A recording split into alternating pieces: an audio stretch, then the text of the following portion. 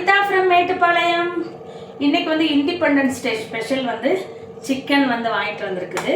So சிக்கனுக்கு வந்து already பெரிய வெங்காயம் கட் பண்ணி வச்சுட்டேன். இப்போ வந்து நாம் சமைக்கலாம். சிக்கன் வந்து இப்போ தான் நல்லா ஃப்ரெஷ்ஷாக கட் பண்ணி கொடுத்தாங்க. நல்லா வாஷ் பண்ணிக்கலாம். 2-3 வாஷ் பண்ணால் தான் நல்லா இருக்குமே.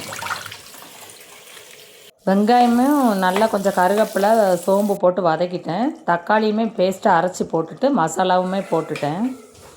நல்லா வதக்கிட்டு அதுக்கப்புறமும் நல்லா எல்லாம் மசாலா ரெடி ஆனதுக்கப்புறம் அதில் வந்து நான் வந்து சிக்கன் ஆட் பண்ணிக்கிறேன்.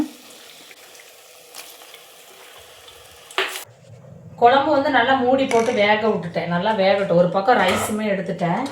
ஏன்னா இன்றைக்கி இண்டிபெண்டன்ஸ் டே முடிஞ்சு குழந்தைங்க 12:30க்கெல்லாம் வந்துடுவாங்க.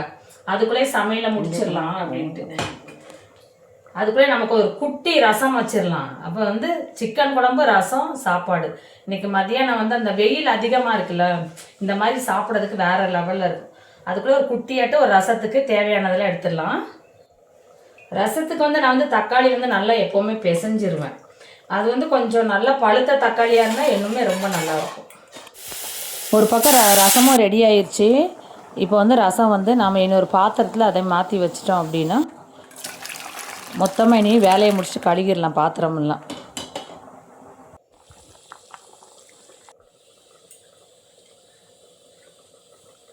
வேறு லெவல் சூப்பராக இருக்குது. அப்படி கொஞ்சம் கொத்தமல்லியை அப்படியே தூவி விட்டுறலாம். ஃபைனலாக இன்றைக்கி ரசம், சிக்கன் குழம்பு, அப்புறம் வந்து ரைஸ் வச்சாச்சு. நீங்கள் இன்றைக்கி இண்டிபெண்டன்ஸ் டே என்ன சமைச்சிங்க அப்படின்னு சொல்லிட்டு கண்டிப்பாக நமக்கு வந்து கமெண்ட் பண்ணிடுங்க. வீடியோ பிடிச்சா லைக் பண்ணுங்கள், சப்ஸ்கிரைப் பண்ணிடுங்க நம்ம சேனலை. Thank you guys.